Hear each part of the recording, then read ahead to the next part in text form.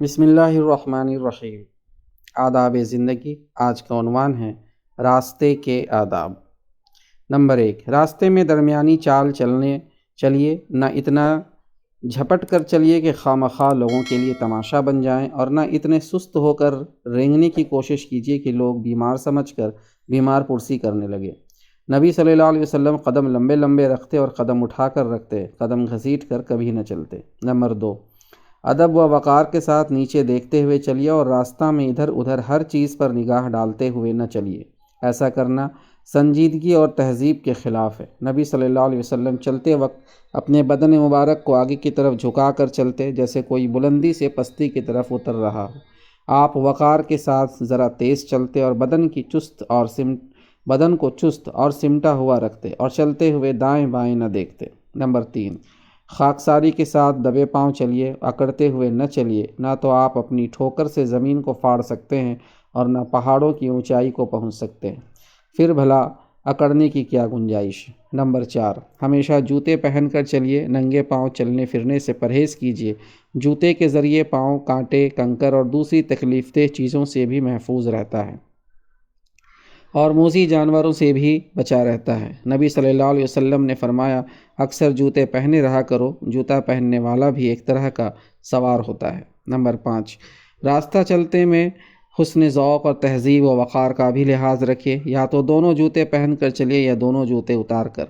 ایک پاؤں ننگا اور ایک پاؤں میں جوتا پہن کر چلنا بڑی مضحکہ خیز حرکت ہے۔ اگر واقعی کوئی معذوری نہ ہو تو اس بدذوقی اور بے تہذیبی سے سختی کے ساتھ بچنے کی کوشش کیجیے۔ نبی صلی اللہ علیہ وسلم کے ارشاد ہے، ایک جوتا پہن کر کوئی نہ چلے، یا تو دونوں جوتے پہن کر چلے یا دونوں اتار کر چلے۔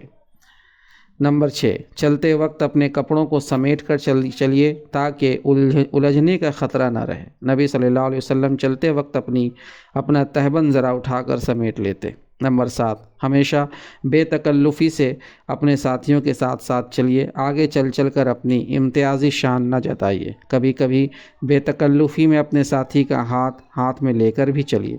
نبی اکرم صلی اللہ علیہ وسلم ساتھیوں کے ساتھ چلنے میں کبھی اپنی امتیازی شان ظاہر نہ ہونے دیتے۔ اکثر آپ صحابہ کے پیچھے پیچھے چلتے اور کبھی بے تکلفی میں اپنے ساتھی کا ہاتھ پکڑ کر بھی چلتے۔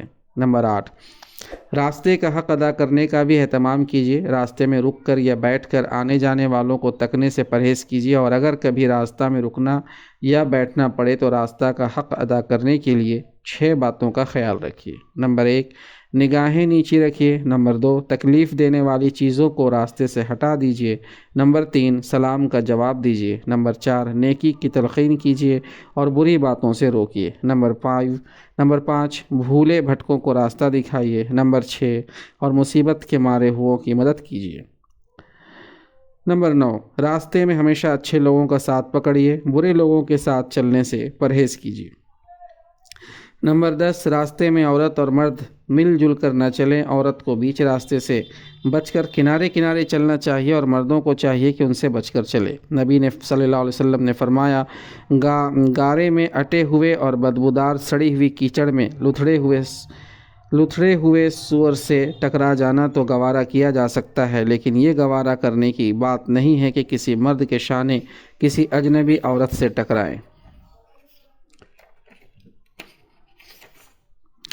نمبر 11، شریف عورتیں جب کسی ضرورت سے راستے پر چلیں تو برقعے یا چادر سے اپنے جسم، لباس اور زیب و زینت کی ہر چیز کو خوب اچھی طرح چھپا لیں اور چہرے پر نقاب ڈالے رہیں۔ نمبر 12، کوئی ایسا زیور پہن کر نہ چلیے جس میں چلتے وقت جھنکار پیدا ہو، یا دبے پاؤں چلیے تاکہ اس کی آواز اجنبیوں کو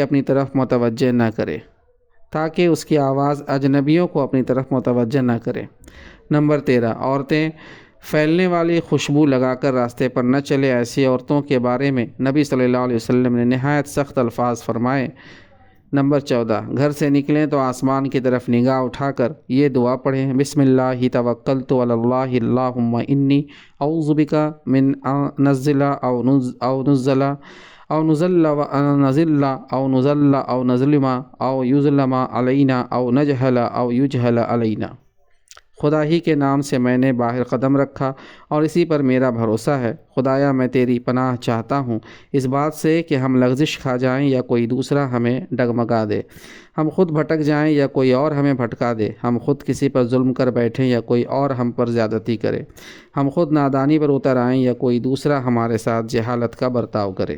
نمبر 15، بازار جائیں تو یہ دعا پڑھیں، بسم اللہ اللہم انی اسألک خیر هذه السوق وخیر ما فیها واعوذ بک من شرها وشر ما فیها اللہم انی اعوذ بک ان اصیب بها یمینا فاجرة او صفقة خاسرہ۔ خدا کے نام سے بازار میں داخل ہوتا ہوں، خدایا میں تجھ سے اس بازار کی بھلائی اور جو کچھ اس میں ہے اس کی بھلائی چاہتا ہوں، اور اس بازار کے شر سے اور جو کچھ اس میں ہے اس کے شر سے پناہ مانگتا ہوں۔ خدایا تیری پناہ چاہتا ہوں اس بات سے کہ یہاں میں جھوٹی قسم کھا بیٹھوں یا ٹوٹے کا کوئی سودا کر بیٹھوں۔ حضرت عمر ابن خطاب رضی اللہ عنہ کا بیان ہے کہ نبی صلی اللہ علیہ وسلم نے فرمایا، جو شخص بازار میں داخل ہوتے ہوئے یہ دعا پڑھ لے، خدا اس کے حساب میں 10 لاکھ نیکیاں درج فرمائے گا، 10 لاکھ خطائیں معاف فرما دے گا اور 10 لاکھ درجات بلند کر دے گا۔ لا الہ الا اللہ وحدہ لا شریک لہ، لہ الملک و لہ الحمد، یحیی و یمیت وہو حی لا یموت، بیدہ الخیر وہو علی کل شیء قدیر۔ خدا کے سوا کوئی معبود نہیں، وہ یکتا ہے، اس کا کوئی شریک نہیں، اقتدار اسی کا ہے، وہی شکر و تعریف کا مستحق ہے، وہی زندگی بخشتا ہے اور وہی موت دیتا ہے، وہ زندہ جاوید ہے، اس کے لیے موت نہیں، ساری بھلائی اسی کے قبضۂ قدرت میں ہے اور وہ ہر چیز پر قادر ہے۔ جزاک اللہ خیر۔